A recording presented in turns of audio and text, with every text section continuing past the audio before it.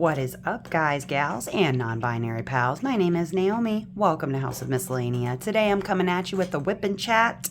And WIP stands for work in progress. Chat means I'm going to chat with you for about an hour.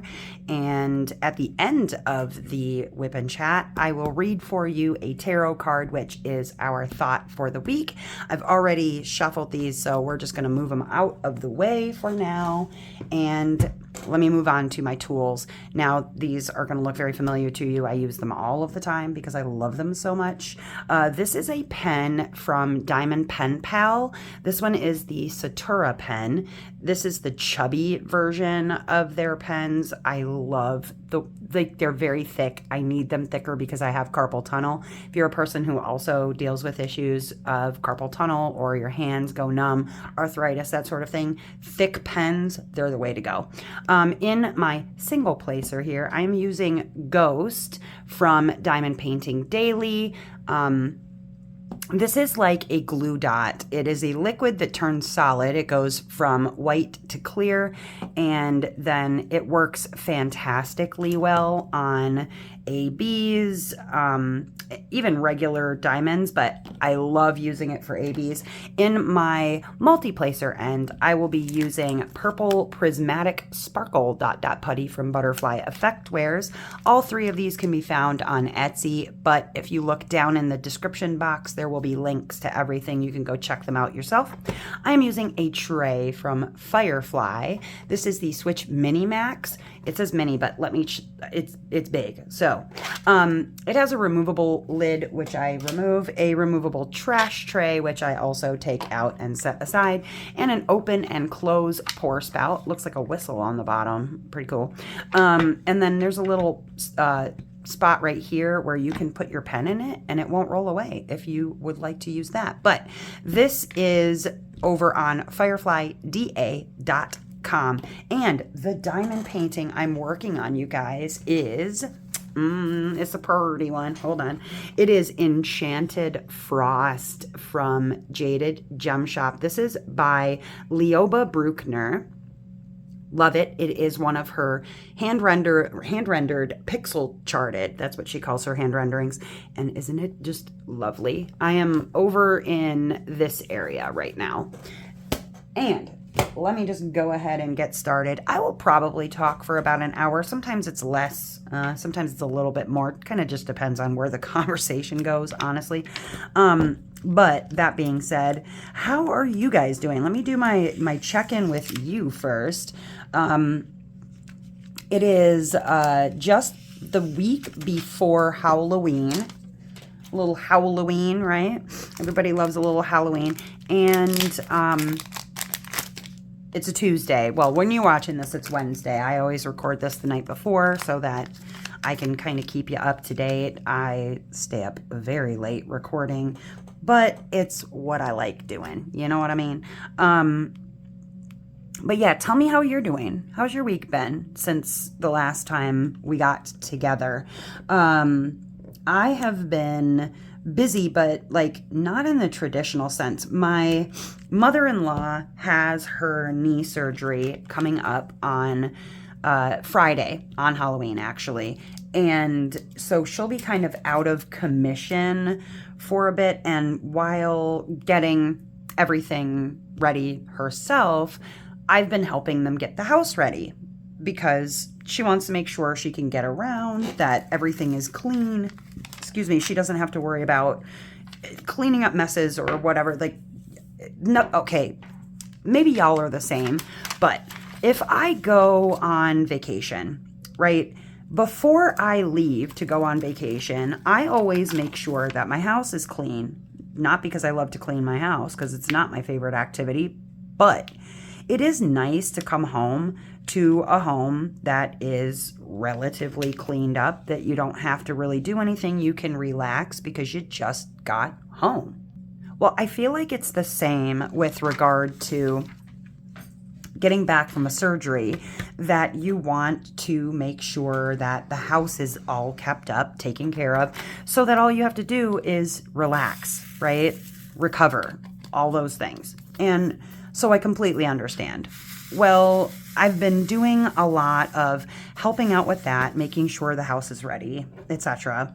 While my father-in-law, he had gone away hunting.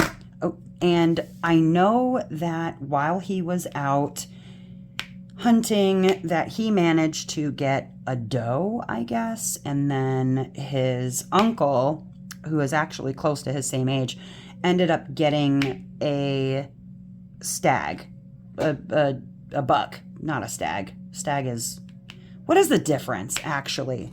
Now that I'm thinking on that, what's the difference between a stag and a deer? Or a buck? I should look that up. I'm curious. Anyways, hold a minute. Guess what? There really is no difference. It says a stag is a mature, fully grown male deer, while a buck is a general term for any male deer of any age. A stag is an older, often larger, and more aggressive male, while a buck is a more encompassing term. So I was just being very English, I guess. I don't know. So yeah, his uncle got a buck, stag, whatever. And you know, they're always happy when that happens. Well, meanwhile, while my father-in-law was off hunting, I was keeping my mother-in-law company, helping get the house ready, all the things, whatever, and then turning a bunch of pens. Well, I had to go over again today. Now I'm actually gonna save the fun bits for later in the whip and chat, but I found a couple of things that I did not expect to find, because the room that we were cleaning was actually their old bedroom. They've moved into a different room, which is bigger, for their current bedroom. And I will wait and I will tell you what I found in the bedroom. That's important, later on. Okay, and then kind of go over. Anyways, not important right now. I'll tell you later. So anyways, I had been over at my in-laws helping them clean, doing things. And then I'm also gearing up for the major prep work and whatnot that goes into planning for Mary Morales for this year. And I'm so stinking excited. I still don't know exactly what kits I'm going to do. I've said I think I want to do Onihime. I don't know if that's what I'm going to stick with. I'm having a hard time. Any Morales is the correct Morales ultimately, as far as what I do end up deciding to work on, but I'm struggling. If you're going to be participating in Mary Morales this year, please tell me what you're working on, and maybe you can help inform my decision. Now, ones that I can't work on, I have a list of ones that I've already finished. So I can't work. Is it in here? Maybe I tore it out. Dang it. Okay. So ones I can't work on. I can't work on Ajisai. I can't work on Chroma. I can't work on Down the Rabbit Hole. And I can't work on Mizuchira. I've done those. So is there anything else I'm missing? I feel like I've done more than that, but I probably haven't. Anyways, I can't work on those. I think that's it. Everything else is kind of wide open. I can tell you the ones that I also don't want to work on yet. One, I don't want to work on Satura yet, because I think I want that as an experience for just me, just myself. Besides that, I think everything else is pretty much wide open. But yeah, I'm going to be doing the prep work to go into Mary Morales, firming up with all the sponsors, making sure that everything's ready, the rules, yada, yada. And so I've been getting to work on that. And then I have a few more pens that I am pouring, and then going to be working on, I believe, like in the first week of November. So got that going on. Dustin and I, we decided to go to the pet store recently because I needed to pick up dog food. well, there was this whole like mix up. All right, my mother-in-law, I thought what she was telling me was that she was going to order food and send to my house for our dogs. Okay. And I'm going to take a drink. And so it was Farmer's Dog. Have you heard of Farmer's Dog? It's like, it's this company where it's like wet food, but it's frozen and it's all natural stuff, you know, whatever. And when you give your dog this food, like it's supposed to be better for them, whatever.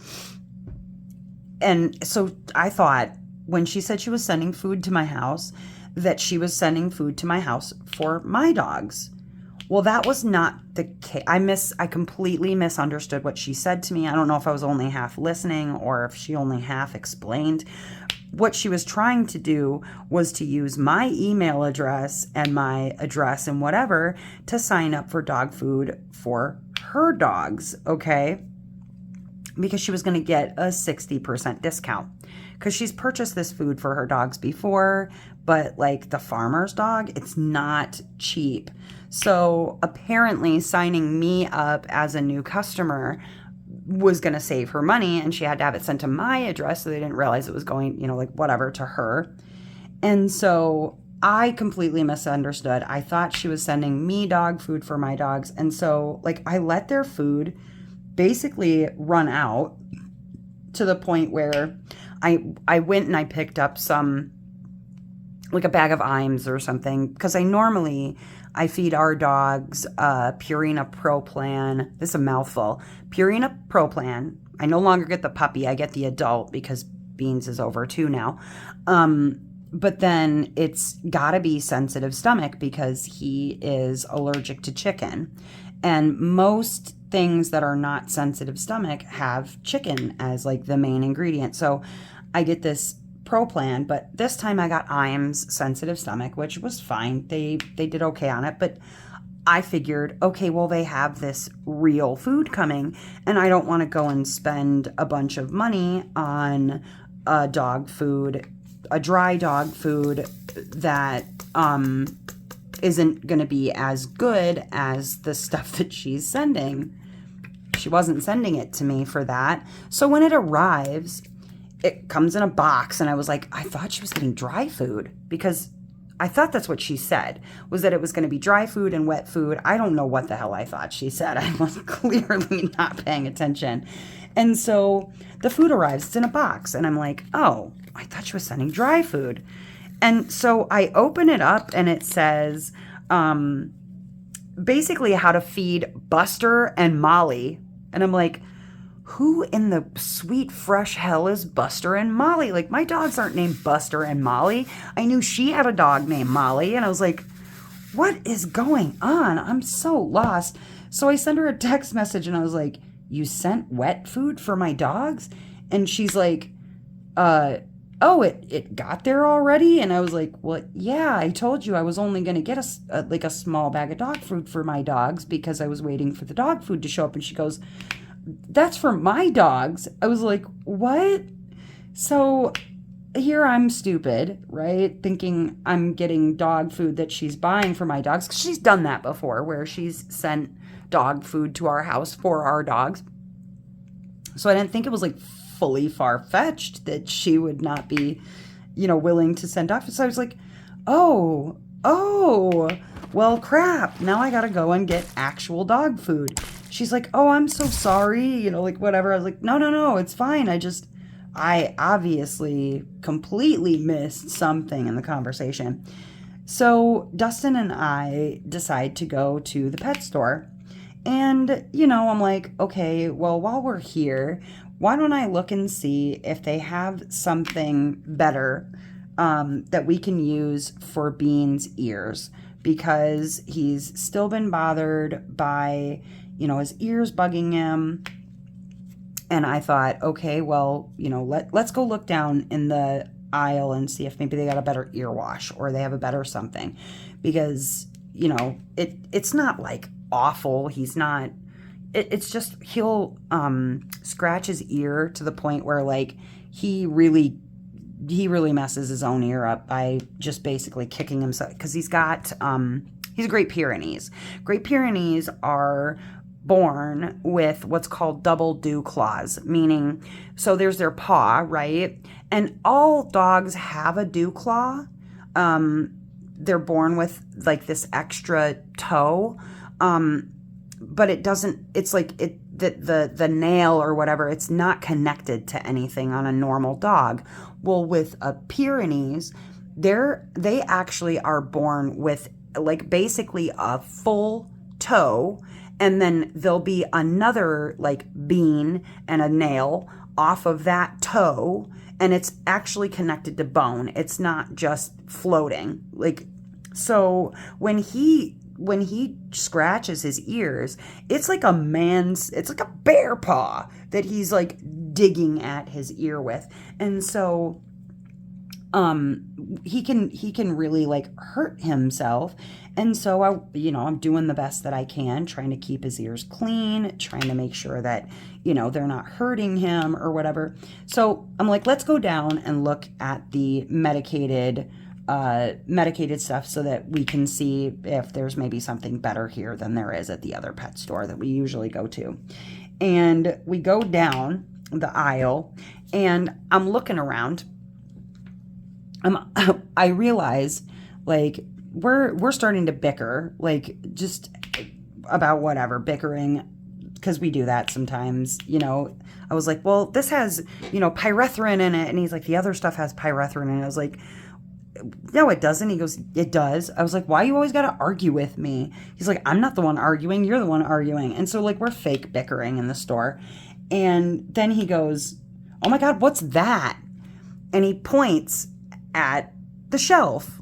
Now, here's a picture, okay?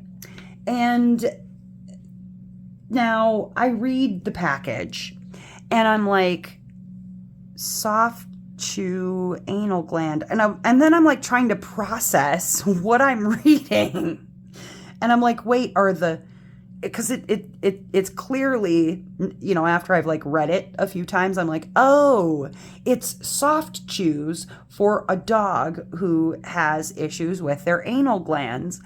But for whatever reason, the moment I read it, I was like, wait, are there anal glands in here that are soft chews? I was so freaking lost, and I'm standing there like legitimately losing my crap over this dog. Apparently anal glands in soft chew form, and then the bottom says boot the scoot. I'm like, oh my good Lord. I'm so glad that I finally figured out that it was not actually chewable anal glands in this bag. But it stopped our little bickering argument that we weren't actually having. And I'm just dying laughing about these freaking anal gland soft chews for pretty much the rest of the day. Oh my goodness. But there was probably a better... Did they not have any kind of like, let's stop and think about this for a second. Let's stop. Is this the way that we should market this? Because maybe we shouldn't call it anal gland soft chews. There's probably a better way to word that so somebody doesn't think that there's anal glands in this bag. Nope. Put it on the shelf. It's not for people. It's for dogs anyways. Oh my God. So anyways, we went to the pet store. That was all well and good, whatever. And yeah, so back to, I've been helping my in-laws cleaning, right? And well, first of all, my in-laws, like, they keep their house up. Like, it always looks nicer than my house. I'll tell you that much. Like, my house isn't a freaking disaster area or anything, but like, it gets messy. There's like a mess that happens. And I happen to notice, because my in-laws, they got a new set of washer and dryer, I don't know, it was maybe a couple of years ago, whatever. But while I was over helping clean, I happened to notice that the washer had like mold in it. Like the inner ring on the washer because it's a front load washer, front load dryer, and they're like stackable. So the dryer's on top, the washer's on the bottom. And I happened to notice that there was mold, and I pointed out to my mother-in-law, like, but like the last time that I had been there, which was, I can't remember, Friday, maybe? Something like that. Anyways, so I pointed out, she's like, oh yeah, I'll take care of it, you know, whatever. I was like, yeah, you know, we used to deal with that at work. You wipe it down, and then we would throw like a sanitizer cycle in there, and it, you know, it takes care of it, whatever. Well, I don't know if she didn't wipe it out. I don't know what happened, but she decided to run a cycle in the washer and put in this like jelly kind of thing. I don't know, but it's supposed to sanitize it or whatever. She bought it special.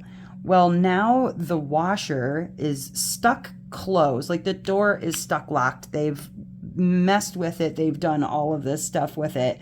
They can't get the damn thing open again. So now they're completely without a washer while waiting until next Monday to have somebody come and like fix it or whatever. So she was telling me about that when I get over, because it's just sitting there beeping, like beeping and beeping and beeping. Thankfully, it's in the back of their house, like, but they'll have to close the door in order to stop listening to it just beeping constantly, because it's also not like just a regular beep. It's a whirlpool, and it plays this like merry little tune, like, I'm broken, frickin' fix me, the whole time that this door is stuck locked and will not come open. It's just like beep-a-deep-boo, beep-a-deep-boo. I'm like, oh no. So we're cleaning, and all of a sudden, beep-a-deep-boo, beep-a-doo-doo. I'm like, you're gonna want to fix that. I'm like, can you unplug it? No, they can't, because where like their washer and dryer is in the bathroom, there's like a shelf built around it, so they can't even unplug it. They got to just sit in there, beep-a-dee-doo, beep-a-dee-doo. I'm like, oh, that would make me want to kill somebody.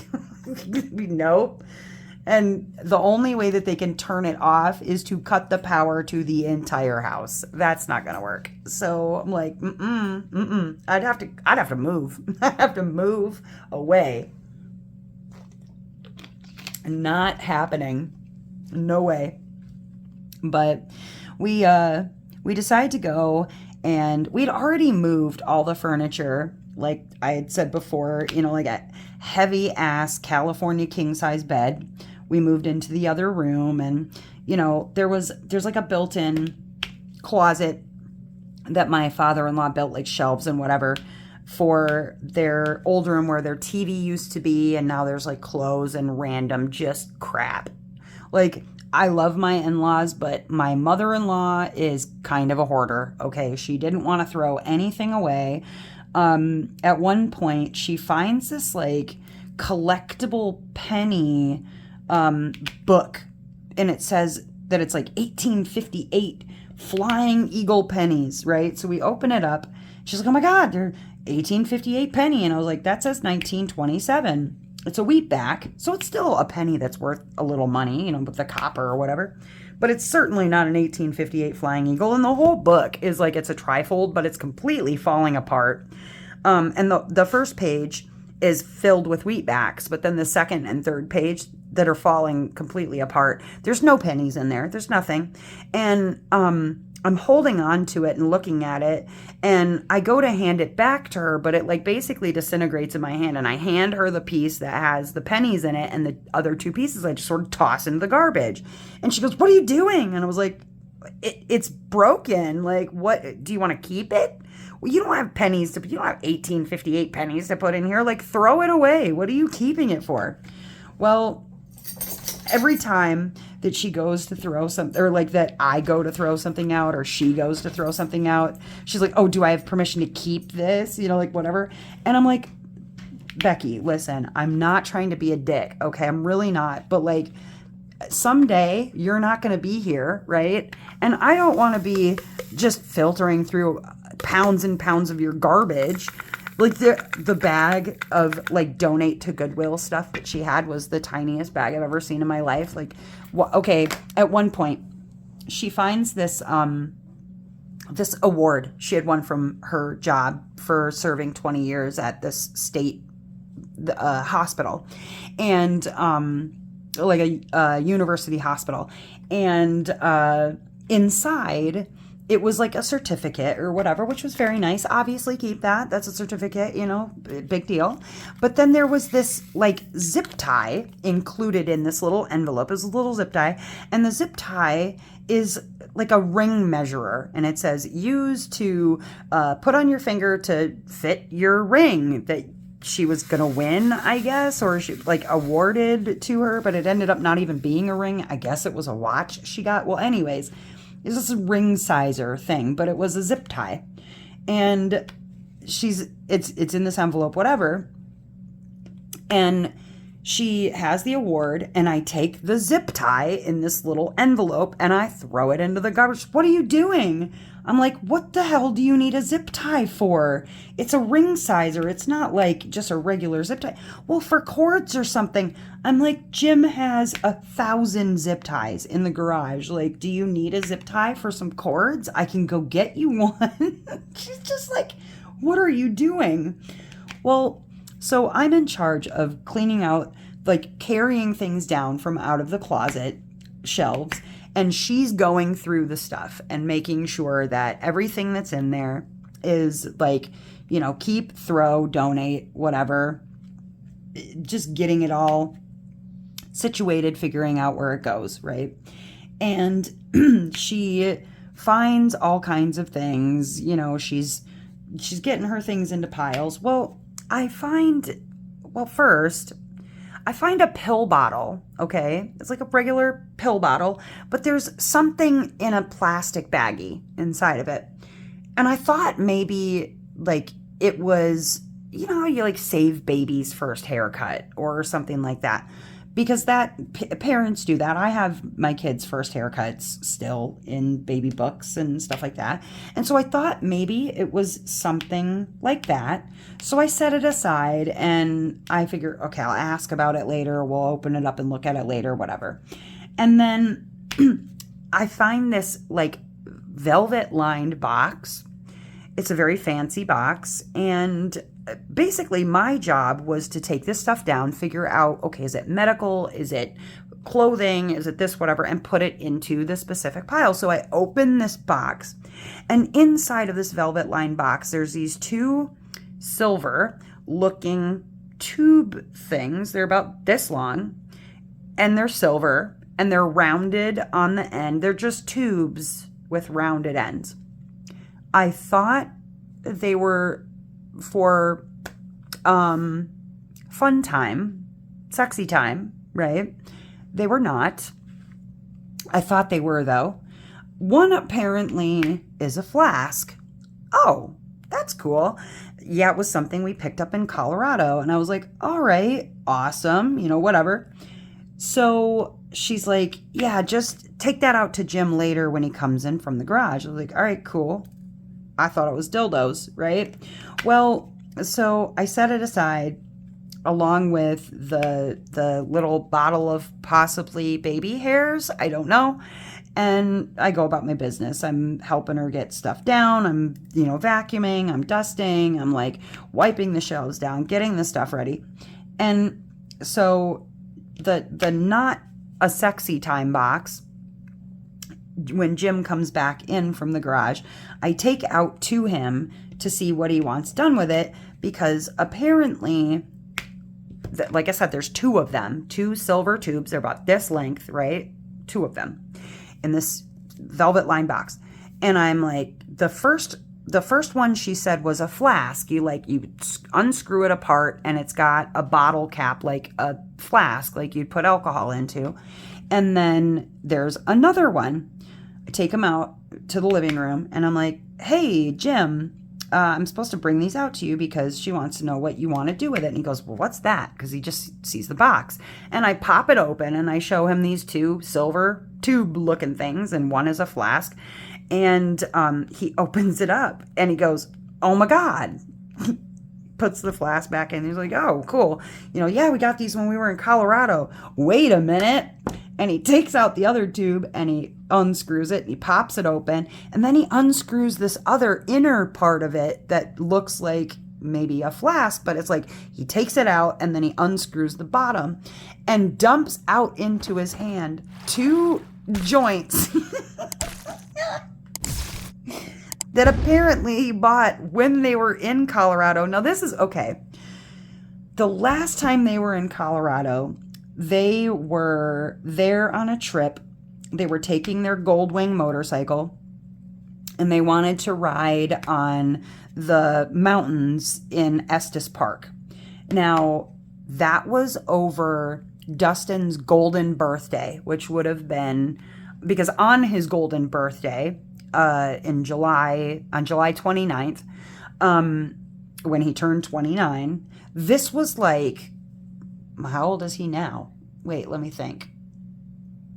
Yeah, okay, so this has been a good 11, 12 years now since his golden birthday. So these 2 devil's lettuce cigarettes have been in this dildo looking thing for over a decade, tucked away in a box in their closet. And I was like, oh, cool. Okay. So, he's like, I don't know what to do with it. Like, I throw it away, like put it in the friggin' toilet. And like, don't flush it. Like, I don't know what you're going to do with it, but throw it in the garbage. I don't know. Well, then I'm like, okay, I go back in the room. We continue cleaning, whatever. And then I remember that pill bottle, the little pill bottle, because they had so many like old pill bottles that had change or, whatever in it. And I remember this, oh, maybe it's got, baby hair, right? And I'm like, I show it to Becky and I was like, well, what's this? Is this like, Dominic's hair? Dominic was Dustin's son that passed away or, like, is this somebody's hair? Whatever. And she goes, what is that? She opens the pill bottle, pops it open, and there's a baggie inside. And she rolls out the baggie and here she has like a freaking 8th. Not exactly what I expected to find in my in-laws' old bedroom. Bunch of freaking hidden weed from like, I don't even know how old that one was. Old. I'll put it that way. It was very old because neither of them are pot smokers or anything like that. Like, sure, if you're in a state where it's legal and you're having a vacation, like, have at whatever, have a good time. But like, oh my gosh, I was just giggling so hard. Like, she's not like embarrassed because whatever, I don't care. But it was just like, do we need to have a talk? do you need to be grounded? That's it. You no more using the car for you. You're officially grounded, young lady. Not what I expected to find at all, but it was still really good for a laugh. It was like, oh my God. I was like, how teenaged do you feel right now with having me help you clean your room? And I'm finding all your stash. Whoops. Never did want to or did find the fun drawer. I think they took care of that before I got over there. If they did, great. I didn't go through any drawers anyways, so like whatever. But oh my gosh, that's happened before, like long time ago when I've helped like clean up things, whatever. It's like, I don't care, whatever, do you, or do each other, whatever works. But really funny, really funny.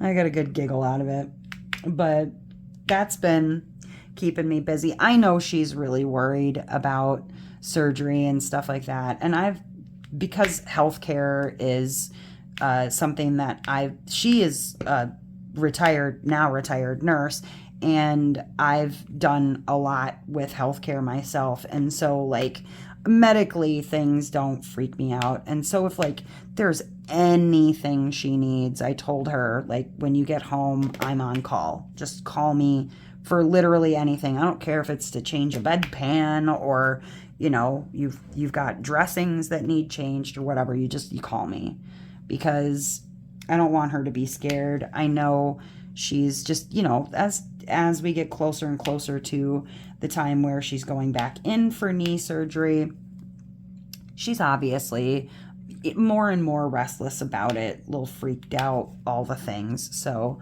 I'm just trying to set her at ease, let her know, like, it's going to be okay. And not because she's worried anything will happen to her. I do know she is one of the people that, like me, she wakes up during, like, general anesthetic. So she is worried about that. I do know that. But, you know, it is what it is. I think everything will be okay, and she's just been fretting. She's very, very good at fretting. It's one of her, I think, side jobs that she's done in her life, is just freak out about stuff, be scared and nervous and whatnot. We did have a conversation with her not that long ago. Dustin actually has a sister who has been estranged from their lives for a long time now. It's been ages, it seems like, and she is, as we found out from her adopted stepdaughter, getting divorced from her adopted stepdaughter's father, and just the way that she has treated my in-laws, like, over the years, Dustin and I worry that, you know, she would use this as an opportunity to try to take advantage of them, because they're not old people. I mean, they're in their early 60s, late 50s, and so, like, I'm not concerned that they're, like, elderly and vulnerable, but I feel like his mom gets really lonely, and she can be very vulnerable sometimes, and I just don't want, if she's gonna, like, if she wants to be back in their lives again, great, but don't just show up when things are bad for you and you need your parents to bail you out or give you money or whatever. Like, that's what we worry about. And so I know that's something else that's been kind of, like, weighing on her mind before surgery happens, that, like, you know, well, what if she calls, and what if blah, blah, blah. And it's like, what can you do? You know, all I can do is be supportive and let her know that, you know, she doesn't have to worry about anything. If she needs anything, you know, she doesn't ever have to feel so vulnerable that she has to bring someone into or back into her life that will make her feel unappreciated, or like she's just being used for money, whatever. So anyway, all of that was a little bit of a tangent, but you know, I'm having an interesting year. I'm working on this kit right now, mostly because I have a kit that I've been working on that has required a lot of kind of patience and attention. And so I wanted to talk a little bit, at least, about, like, challenging kits that are frustrating or challenging, and, like, what you do as a means to, like, alleviate some of the stress while you're working on it, or what it is about certain kits that make it more frustrating. And like, I feel like everybody's different, because what frustrates us is oftentimes very different. Some people are very, very frustrated by confetti. It is something that they cannot tolerate.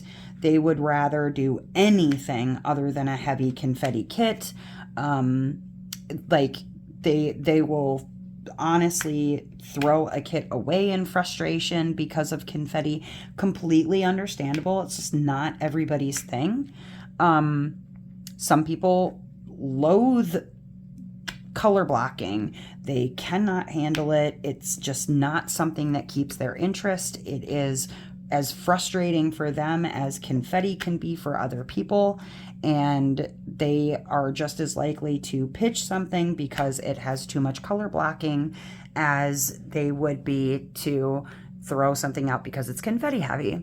And I found, for me, honestly, the kits that I find are the most frustrating are often ones where it's either like okay, so before I continue, one, what are the types of kits where if you were to work on this type of kit, you would really consider throwing it away, giving it away, whatever you've got to do? What is that for you? Okay, now, that being said, for me, I feel like sometimes I get frustrated by kits where the expectation is one thing, and then when you're working on the kit, it gives you something else entirely. For instance, when I think of a hand-rendered kit and I look at the image and I go, wow, that image is really simplistic or whatever, that's not going to be so bad. I get a certain expectation in my mind, and then all of a sudden, it's like, this is not what I was expecting from this kit. Doesn't necessarily mean I'm going to throw it away or that I hate it and I want to throw it away. It just means it's not giving me the thing that I thought it was going to give me, and I get frustrated. Sometimes it's just simply boring. If something is really boring me to tears, it's like, I am not enjoying this experience because it is so boring. Sometimes that could be too much of the same color. Sometimes that could be, like way too much confetti in one spot, or, oh God, sometimes even color blocking can make me want to rip my hair out. It just really depends on the situation. And so you tell me, what frustrates you the most when it comes to kits? Like, I'm dealing with a couple that, like I said, it's been a challenge because of one thing or another, and they're not kits that I want to throw out. In fact, what frustrates me the most about it, I think, is like the expectation when I started with something else, and then it's gonna look so beautiful when it's done, and like, oh man.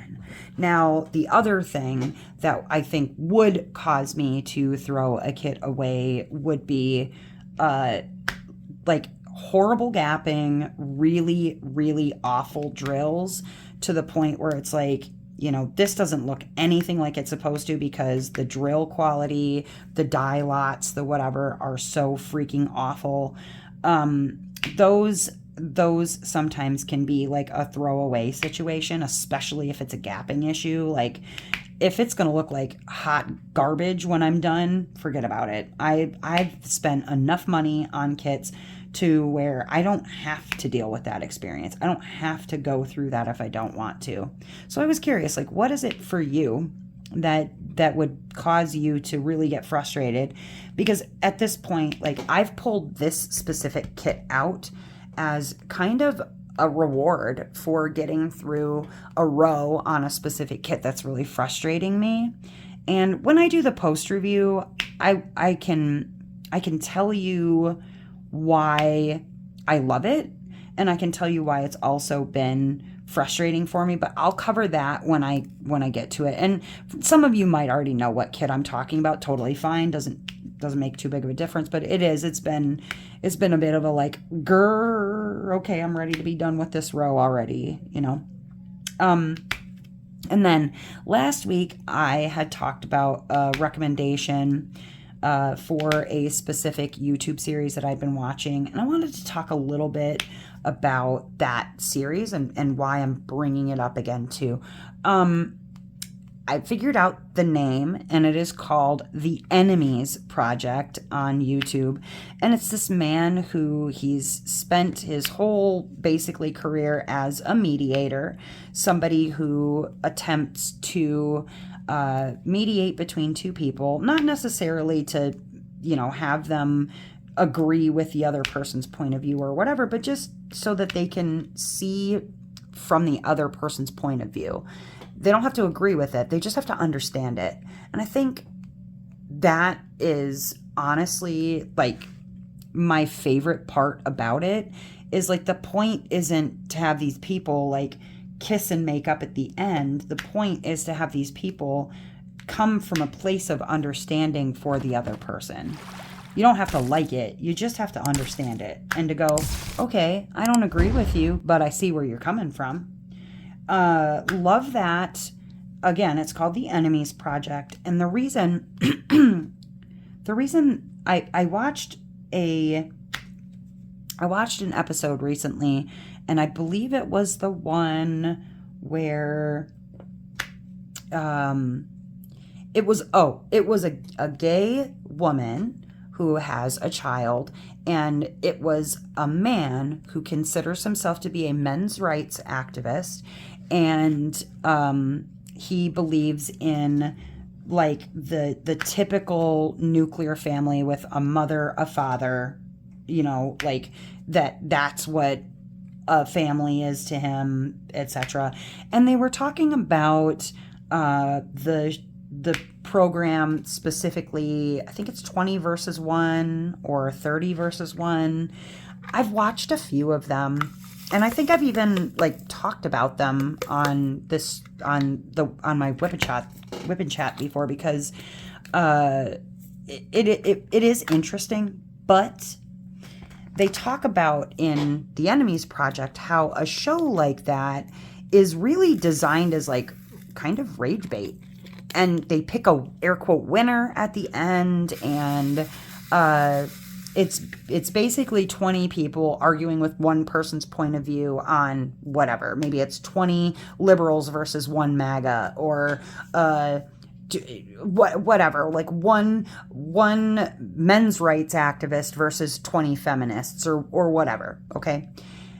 And they do talk about the fact that is really not meant to solve any problems. It's meant to be kind of rage bait. And it has all of these subscribers, whereas their show, which is really working toward trying to get people to see the other person's point of view, doesn't have as many subscribers. I mean, granted, excuse me, it is a newer channel, but I love the idea of having a conversation in a different way.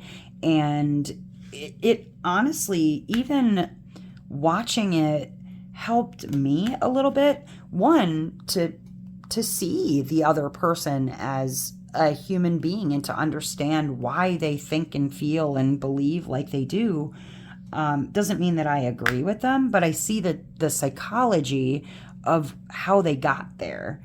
And so again, I'm going to put that down as a recommendation of something to keep an eye on or watch, because it was really good. It was really, really good. And the ones that I've watched so far were definitely worth watching. Even if I don't agree with the other person's point of view, I can understand a little bit better, like the men's rights activist, which, I see why it's a thing. I don't agree with it, but I get it, right? It's worth watching. It really is. And it also kind of helped me a little bit in this like situation that I've been having myself, where, a person kept taking things that I was saying, and it felt like twisting up what I was saying into something that like was not at all my intention. And it's like, why would you even think I would intend that to you? Like, I thought we're friends. And it talks about how people, when they feel threatened, that it doesn't matter really what you say, they're going to take what you say as harmful as a protective measure. And so like I'm learning things from it in that way that, you know, just sometimes you just have to stop and step into somebody else's shoes for a little bit to better understand like why they may be thinking or feeling the way that they are. So the Enemies Project, that's what it's called. I did end up looking it up for somebody who seemed interested in finding out, you know, yes, what is the name of that? I do want to know. And so I did look it up, and it's called the Enemies Project, and it's really, really worth watching. I wish that generally we as humans would take more time to understand each other better and to... You don't have to agree with people. You don't. You do not. You don't have to agree with me. But it would be nice if people just took a little extra time to go, well, why do you think or feel the way that you do?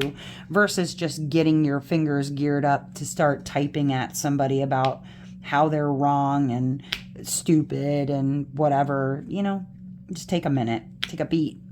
Figure it out. Figure out what it is that makes that person tick and why they might think or feel the way that they do. Because oftentimes I've found that I have a whole lot more in common with the people that I disagree with than I do have differences. And so, yeah, it's definitely worth checking out. But, all right, we're at about 50 minutes-ish here. So let me go ahead and grab out our tarot card thought for the week. Cover this up first so I don't... There we go. Tarot card thought for the week. Let's see what we've got here. So for those who have not seen before, at the end of all of my WIP and chats, I grab out my tarot cards, and I've already shuffled them up, so they're ready to go. This is the Fairies Oracle. This was actually, the artwork is by Brian Froud, who was the concept artist for the movie The Labyrinth. He and his wife did all of the concept art, and so like if you look on here, the little dudes on here look like the guys from The Labyrinth. Like, you remind me of the Babe, right? All right, so our card is boobs. I'm just going to make sure I cover any boobs. No? Okay. Oh, I think we've had this one before. Epona's Wild Daughter. It's really beautiful. All right, let's see what our thought for the week is. I never did figure out who was meddling, by the way. I have to keep watching, I guess. Maybe I'm the meddler. You just never know. All right. It is right side up, and it says... Epona's wild daughter, Dorcia, is the Sphinx, whose riddles must be answered lest we otherwise be destroyed by our own internal conflicts. Dorcia reminds us that we cannot go forward until we have faced something buried within us that is holding us back. Her presence in a reading tells us that finding and working through this is a task of some urgency. We can expect help in this from other people, from the fairies, and from our dreams, but we must be open to these difficult questions and answers and be ready to face things about ourselves that are not as we would wish them to be. She urges us to heal the unresolved issues about who we really are and what we truly want to be. This is part of the required course in Self-Transformation 101 that we are all enrolled in here on planet Earth. Oh, big sigh from Beans over there. The answers to her riddles often come in a sudden burst of enlightenment, like the solution to a Zen koan. We may watch a leaf fall or catch a glimpse of the tiny sliver of the new moon in the sky and suddenly be hit by the answer. Before that happens, we usually work long and hard upon the question, searching and digging for an answer. The realization, when we really have it, will be transformative. We will no longer be the people that we once were. You don't like this interpretation? Well, I have been telling you all along that we, you and I and everyone else, will all receive varying messages from the fairies and the cards. Yours may well differ from mine. Ask Dorcia what message she has for you, and don't be surprised if her answer is another question or riddle. She and I both wish you well in solving it with all our hearts. Interesting. So it talks about finding and working through the task of some urgency, which is an inner conflict. And it urges us to heal the unresolved issues about who we really are and what we truly want to be. And you know, sometimes I think that I get mixed up in the who I really am and who I really truly want to be with like this, what the world expects me to be, or what I should be at this age, or what I should be doing at this time. And I can get really just, I don't know, ruminate on that. Excuse me. And I think sometimes I forget that it doesn't really so much matter who I am and who I'm truly supposed to be and what I really want to do until I've figured out that there really is